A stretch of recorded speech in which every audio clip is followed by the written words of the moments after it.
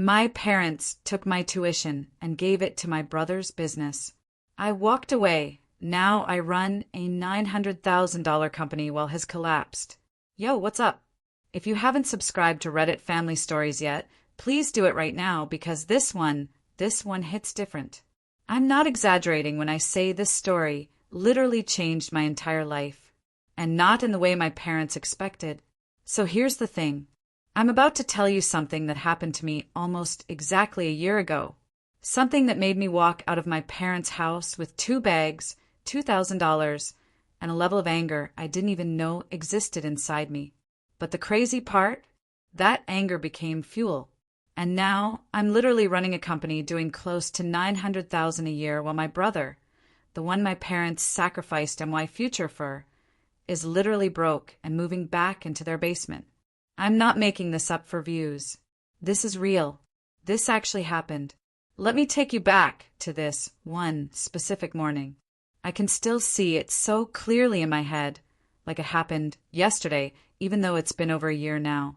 It's a Tuesday, 1 week before I'm supposed to move into my dorm room at university. And I remember waking up thinking this was going to be a normal day. I'd spent literally the entire last year getting ready for college, right? I'm talking about the obsessive kind of preparation that only a 20-year-old who has his entire life planned out would do. I had a spreadsheet. Yes, an actual Excel spreadsheet with dorm essentials, textbooks, everything. I even bought one of those mini fridges because apparently that's a necessity. My parents had told me since I was 12 that they were saving for my tuition. 12 years old. That's a long time to believe in something. And I believed them. I had no reason not to. So I worked. I picked up shifts at a local grocery store, stacking shelves, dealing with customers, all of it. Every dollar I made went toward making my college experience better. And I did this all while maintaining like a 4.0 GPA, staying out of trouble, being the good kid. Growing up, I was the quiet one, the responsible one, while my older brother Marcus, who's 4 years older than me, was out doing whatever I was grinding, getting straight A's, not going to parties, not causing problems. And I did it all thinking that if I just kept my head down and worked hard, that would mean something, that my parents would notice, that they'd keep their promises. So that Tuesday morning I head downstairs. My mom's made eggs, scrambled eggs, which is kind of funny to think about now because eggs are just sitting on the table and nobody's really eating them. My dad's doing this thing where he's tapping his wedding ring against his coffee mug. Just tapping. Tap, tap, tap. Like he's rehearsing a speech in his head. And I remember thinking, okay, something's up. But I had no idea. My mom's voice is doing that thing where it's too pleasant, right? Like when someone's about to say something bad, but they're trying to soften the blow by being extra nice. She goes, "Hey, sweetheart, your dad and I need to talk to you about something important." And my first thought is like, okay, maybe they want to talk about when I'm leaving for school. Maybe they want to go over finances or something, like normal parent stuff. I'm not nervous. I'm just like, okay, tell me what's up. My dad leans forward with this look on his face that he always does when he thinks he's about to say something profound about life. And then he just says it. No build-up. No apology. Just the words straight like a bullet. "We gave your tuition money to Marcus. His business needs it more right now." That's it. That's the whole sentence. And I didn't know what to do with that information. I literally looked at the salt shaker on the table for like 5 seconds because I couldn't look them in the eyes. I think I was waiting for them to be like, "Just kidding." But they didn't. My mom's face, I'll never forget this. She had this expression on her face that wasn't guilty or embarrassed. It was almost pride, like she was proud of this decision. And then she hits me with, "You should be happy. You're supporting the family. This is what being part of something bigger than yourself looks like." That's the moment I realized what was actually happening. They didn't tell me this because they felt bad. They told me because they genuinely believed I should be happy about giving up my future. Because in their heads, my future was optional. My dreams were negotiable. But my brother's business? That was important. That was worth fighting for. Okay, so I need to tell you about Marcus because you need to understand the dynamic here. Marcus is 4 years older than me, and growing up, he was the golden child. I'm not exaggerating. Everything he did was treated like it was some kind of genius level move. Like, I'd bring home an A on my report card and I'd be like, hey, look what I got. And my parents would be like, yeah, good job. Meanwhile, Marcus would forget to take out the trash one time and they'd be like, oh, Marcus is so responsible. And they'd literally throw him a pizza party. I'm not making this up. This actually happened multiple times. When Marcus decided to drop out of college after one semester to start a tech startup in our garage, my parents treated it like he'd just discovered fire. They threw money at him like it was Monopoly money. They bought him equipment, helped him rent office space, even co-signed a loan when things got tight. The business never really took off. But in Marcus's mind, he was always just one pivot away from being the next Steve Jobs, right? And our parents believed him. He wasn't lazy. I'll give him that. But he was reckless. He spent money like it would just magically reappear. He made promises he couldn't keep. And somehow, and I still don't understand this, he always managed to convince my parents that he was on the edge of something great. There was always another idea coming. Just needed a little more time. Just needed a little more money. So when I got accepted into a really good university, not Ivy League, but seriously competitive, and my parents told me they had the first year covered, I believed them. Why wouldn't I? I'd done everything they asked. I followed every rule. I stayed in my lane. And they promised me that my shot would come. Instead, I got my future handed over to a guy who dropped out of college. I asked one question. That's all I could manage. I was sitting there looking at these eggs getting cold on the plate, and I just asked, so what am I supposed to do now? My dad looks at me like I'm being ridiculous, like I'm overreacting or being dramatic. And he tells me to take a gap year, get a job. He says, plenty of kids your age need time to figure things out. And I remember looking at him and just being like, in a voice that didn't even sound like my own, I already figured it out. I'm supposed to move in next week. My mom does this soft voice thing. And honestly, this might have been worse than anything else. She goes, we know, and we're really sorry about the timing. But you're smart. You'll find another way. Like that makes it better. Like losing your future is a character-building exercise. Like this is somehow going to be good for me in the long run. I didn't yell. I didn't argue. I didn't cry. I just nodded, excused myself from the table, and went upstairs to my room and closed the door. And that's when something inside me just switched off. It wasn't like some dramatic movie scene where I punched a wall or destroyed something. It was quiet, quieter than that, like turning off a light switch. Except the light was my trust, my faith, my future. All of it just went dark. I didn't sleep that night. I laid in bed staring at the ceiling, thinking about every conversation I'd ever had with my parents. And they all felt fake now. Every time they told me they were proud of me felt like a lie. Every time they said they had my back felt like a paper safety net. That's when I knew I had to leave.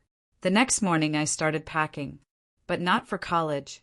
For something else completely. I threw some clothes into 2 bags. I grabbed the $2,000 I'd saved from working at the grocery store. Every single dollar I'd put aside.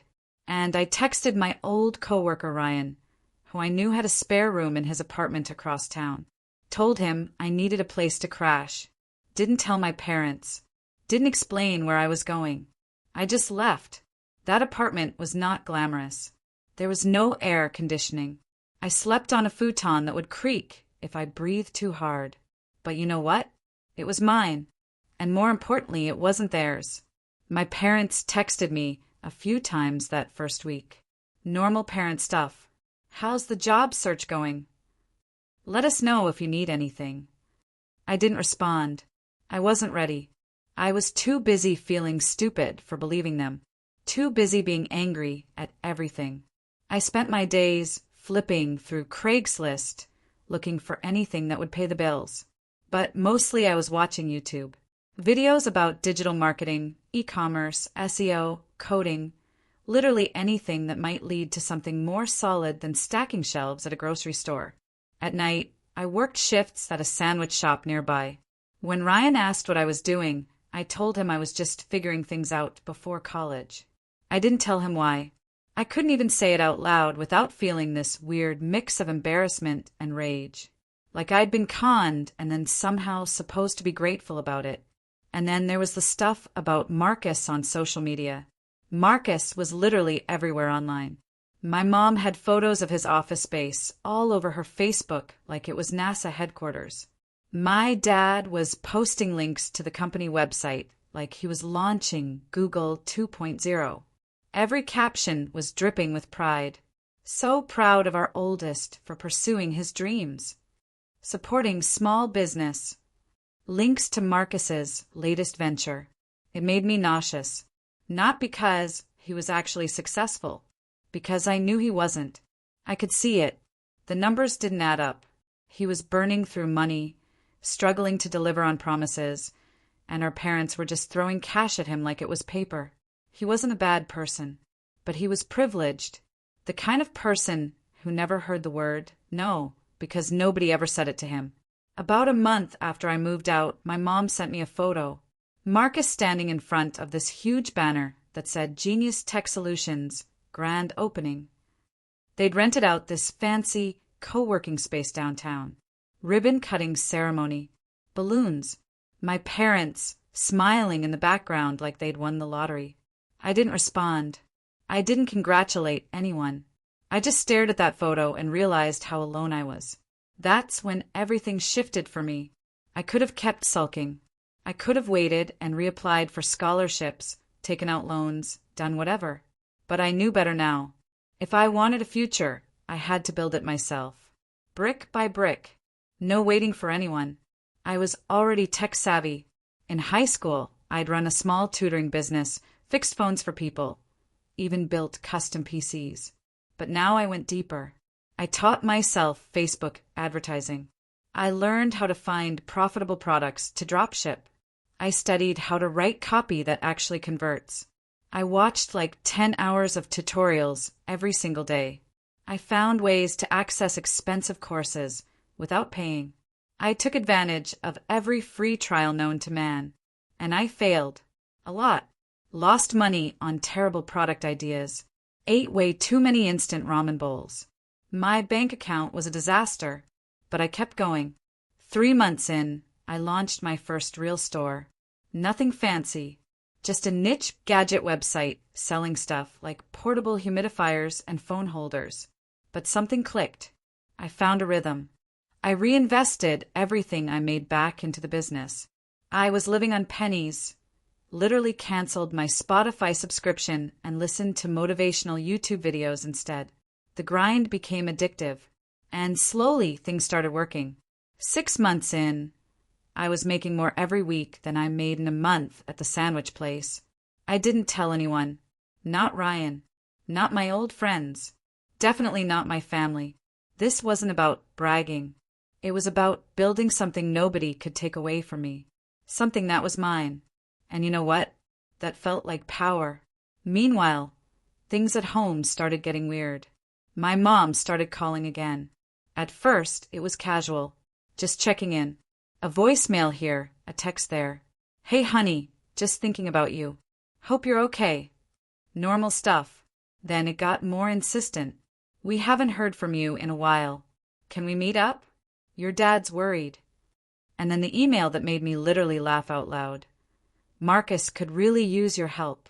You're so good with computers. I read it 3 times. The audacity. My parents literally took my future, gave it to my brother, and now they wanted me to use my skills to save his sinking ship? I didn't respond, because at that point I had something better. Leverage. But I wasn't ready to use it yet. Not until they were desperate enough to really feel it. That happened 6 months later. I got a message from my cousin Sophie. She's always been close to the family. Used to babysit me when I was little.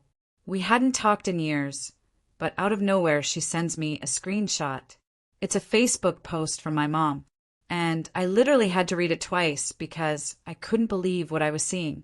We're so proud of both our boys. Marcus, who's changing local tech. And then there's Cole, who's bravely taking a gap year to find himself. Family means making difficult decisions, supporting one another, and that's what we've always done. She literally reframed my destroyed future as some noble act of sacrifice, like I had chosen to give up college, like I had generously stepped aside so Marcus could chase his dreams, and people were buying it, commenting things like, "You raised such generous boys. Sounds like a wonderful family."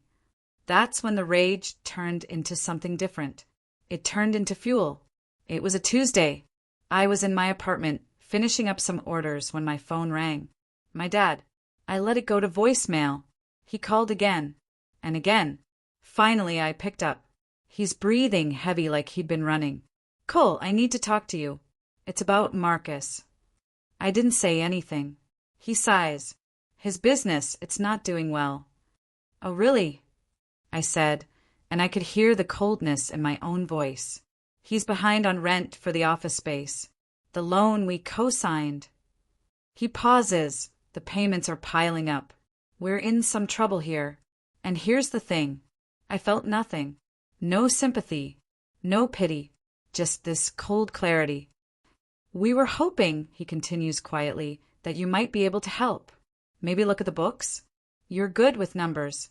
Maybe you could see if there's anything we're missing." My mom called later that night.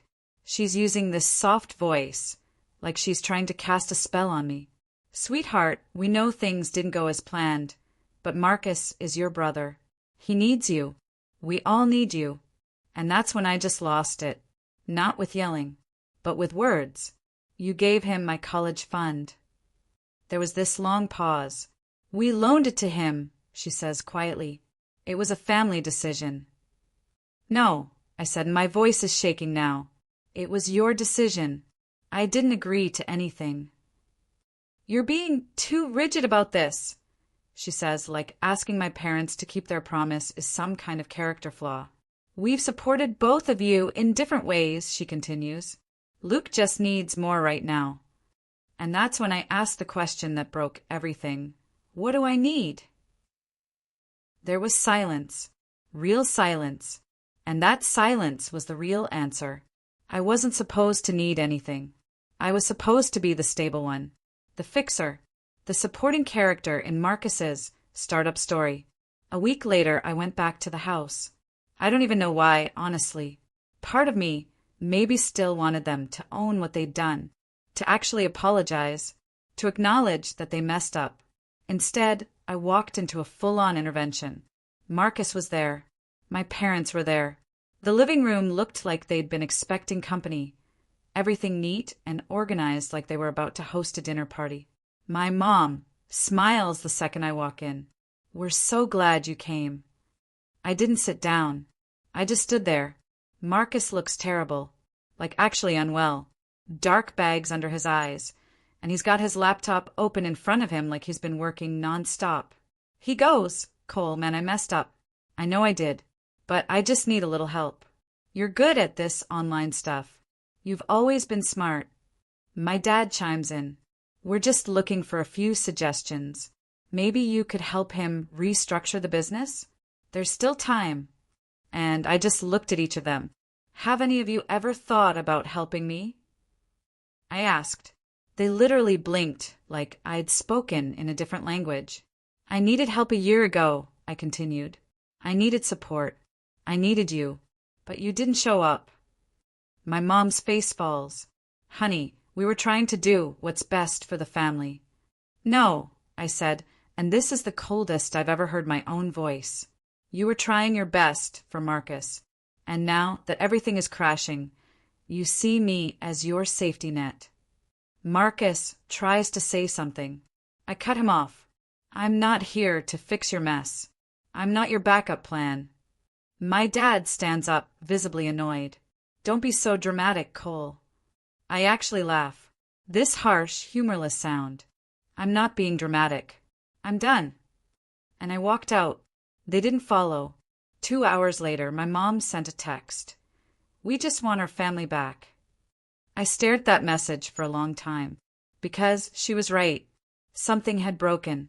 But it wasn't something that a conversation or a hug could fix. Something deeper had been destroyed.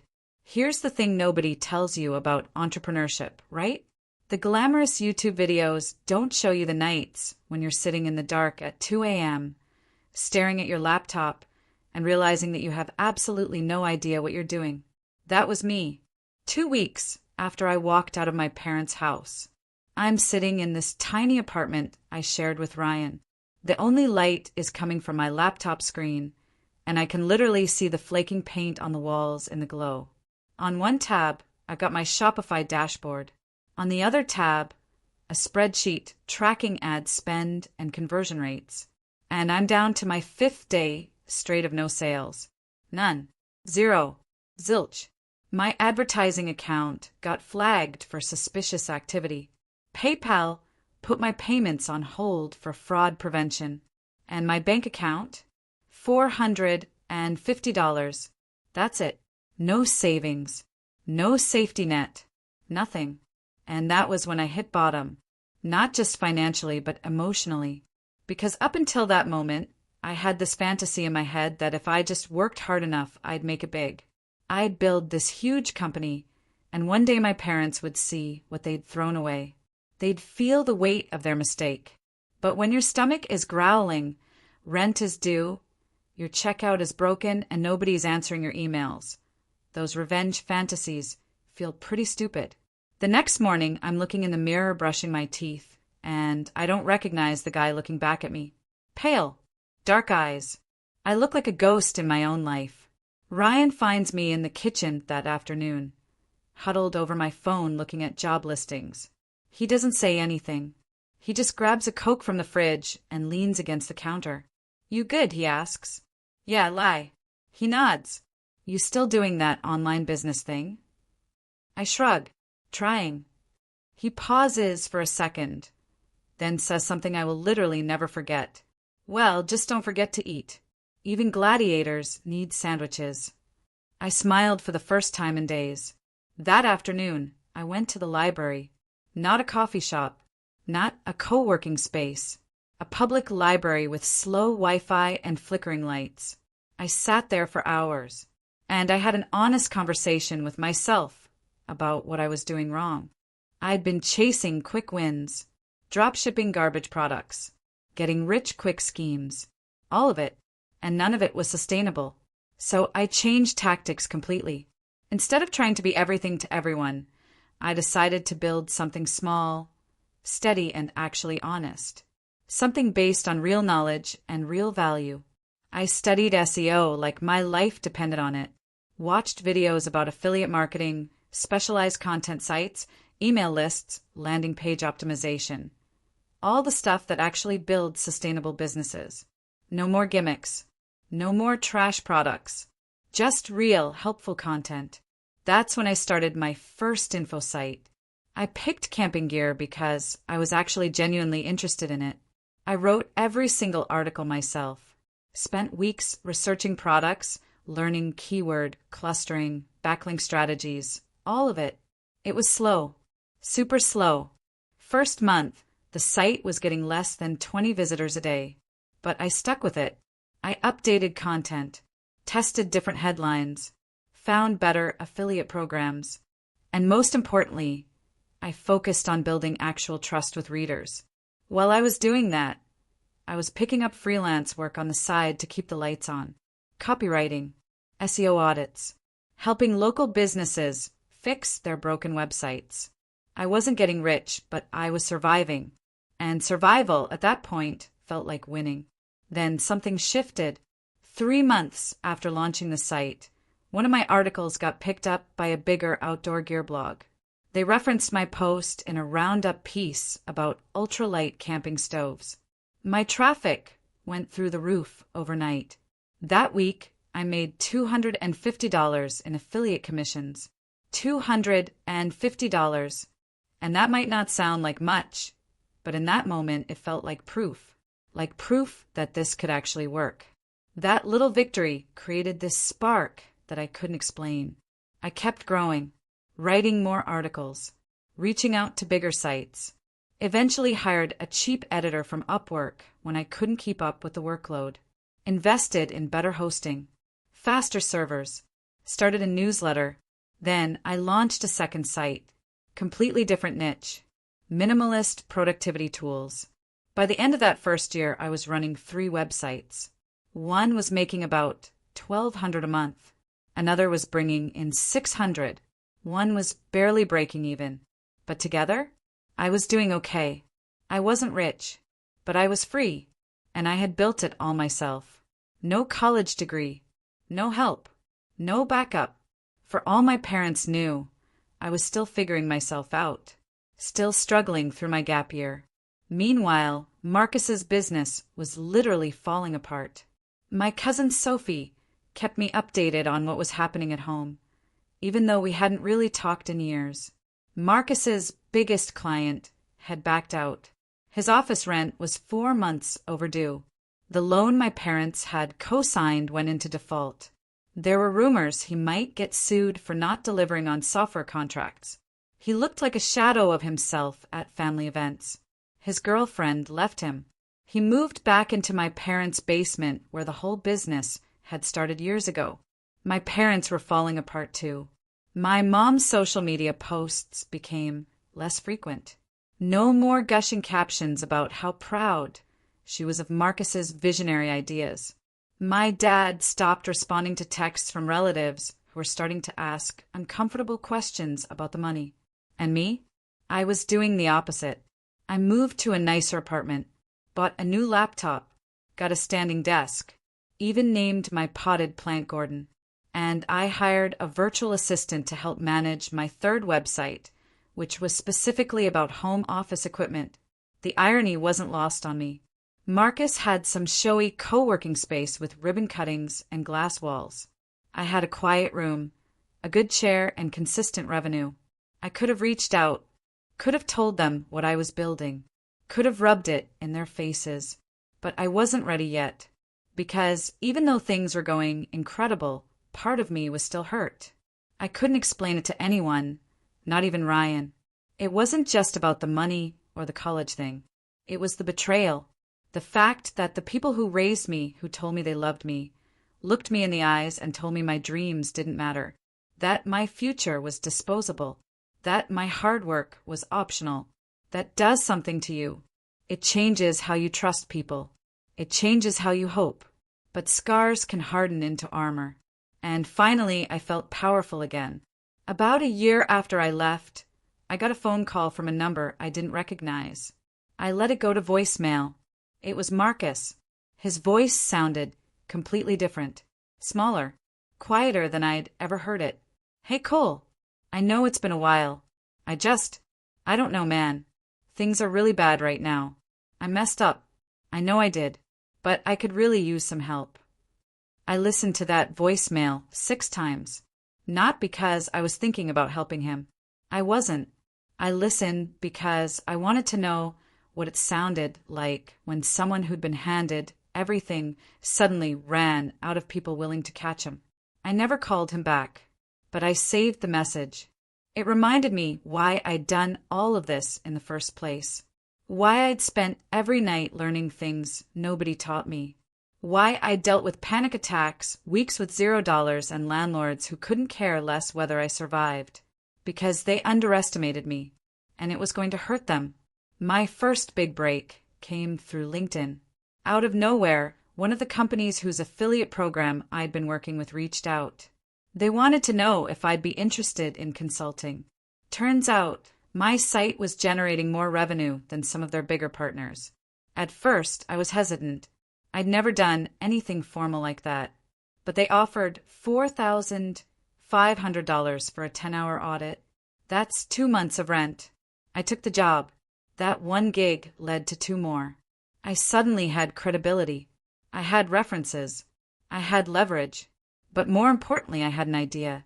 Ryan and I were sitting in our apartment one night. He'd recently quit his retail job to pursue app development. I joked about how funny it would be to write a public case study about my path from betrayed to self-made. He stopped laughing and got serious. No, actually. What if you did that? Not in a bitter way, but educational? Strategic? What if you turned everything they thought was your downfall into a blueprint for building something from nothing? I'm thinking about it, and he keeps going. You'd get clients, sponsors, maybe even a book deal. I smiled and said, but most importantly, they'd see it. Because that's what I wanted. I wanted them to see it. That night, I bought a new domain. Something clean and professional. And I started writing. The first blog post wasn't angry or bitter. It was surgical. Just facts. The numbers. The timeline. How I built my affiliate sites, dealt with burnout, navigated the entire minefield of internet business without money or help. The post ended with one line every single time. No degree. No help. No excuses. It took off. First on Reddit. Then on Hacker News. A YouTuber in the finance niche made a reaction video called "The Kid Who Got Cut Off and Built an Empire." In 2 weeks, I had 15,000 email subscribers. My website traffic exploded. A company offered to buy one of my sites for a mid-5-figure amount. I said no because I had bigger plans. I started going to local SEO meetups, tech panels, startup events. I was quiet at first, just observing. Watching how people talked when they didn't think you were worth paying attention to. Then I started speaking, giving advice, sharing real-world wisdom.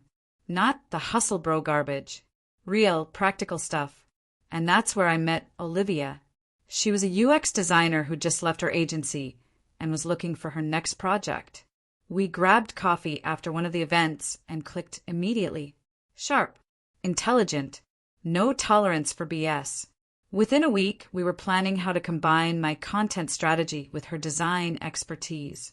By the end of the month, we had a full business plan. We called it Dust Proof, a digital product agency that built, developed, and monetized specialized content businesses from scratch. I handled traffic and monetization. She handled branding and UX, 50-50 split. And suddenly, it wasn't just about making money anymore. It was about building leverage. Here's where the story comes full circle. My cousin Sophie tells me that Marcus is pitching to a local business incubator for a $75,000 grant for struggling tech startups. He's got some half-baked AI business assistant idea with a bunch of buzzwords. Olivia and I looked at each other and made a decision. We built a competing product. Same market, better execution, better branding. And yes, we literally gave it a name that was one syllable different from Marcus's. We created landing pages, demo videos, a blog post titled "What Most Business Apps Get Wrong and How We Fixed It," screenshots, testimonials, a wait list. Then we ran cheap ads targeting the incubator's zip code. Within days, our version had taken over their LinkedIn feed. I even joined the incubator's Slack channel under a fake name, just to watch. 3 days later, someone wrote, "Hey, has anyone seen this new tool? Looks super clean. Might be worth checking out before we finalize the next grant." Marcus never saw it coming. Sophie texted me the next morning. "Not sure if you were involved, but Marcus is freaking out. LOL. I didn't respond. I just got back to work. Because Marcus wasn't really the goal. My parents were. The real move came at my cousin Claire's wedding. Everyone was invited. The entire extended family. People I hadn't seen since middle school. Marcus. My parents. Everyone. Olivia and I made a plan. We got me a tailored suit. Nothing flashy. Just expensive and clean. She created these bio cards for the event. Little folded pieces of paper announcing Dust Proof as a sponsor of the venue's upcoming small business retreat. Our website. My name. Cole Warner, co-founder. I didn't RSVP. I didn't tell anyone I was coming. I just showed up. And when I did, every conversation within 10 feet stopped dead. The last time they saw me, I was the kid who disappeared before college. The one who waved his future goodbye and took a gap year to find himself. Now I looked like someone you'd Google.